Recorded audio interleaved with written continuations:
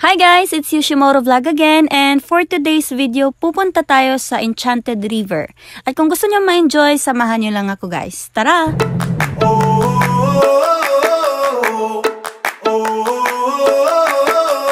So ayan, at sa wakas, narating na rin natin ng Enchanted River.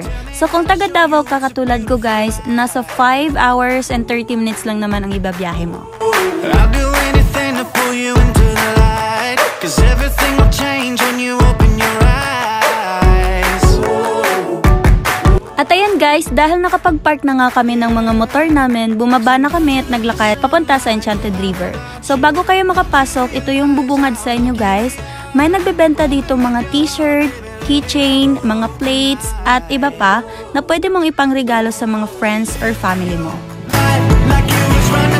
So ayan guys, pagpasok pa lang natin sa Enchanted River, sinalubong na tayo ni Manong dahil nga mag-island hopping tayo for today's video.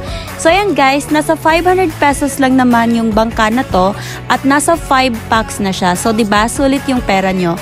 So ayan guys, 3 island pala yung destination natin at isa na rin daw doon yung isang destination na pinupuntahan talaga dahil may mga malalaking isda daw doon.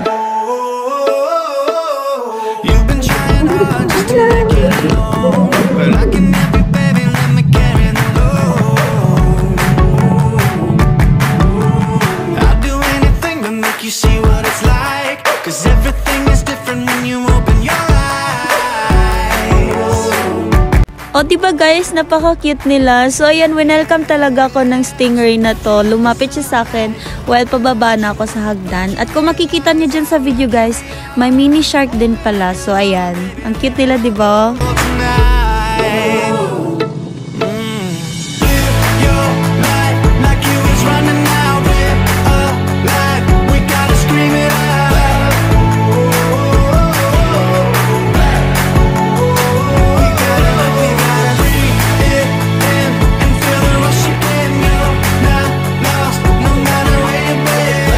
So ayan guys, nandito na tayo sa second island at pumasok muna ako dito sa Rock Island, which is nandito yung mga keychain or mga pwedeng ipangregalo guys na pwede kayong bumili. So may mga kayak rin pala sila dito guys. At yan, tingnan nyo yung video na yan. Tumatakbo ako dyan kasi nga akala ko hindi mainit. At iniwan ko nga yung tsinelas ko dun sa bangka, diba? Para kong tanga. So yan, nothing special here guys. Nagpicture-picture lang kami, nagkayak. Tapos nag-proceed na rin kami sa next island.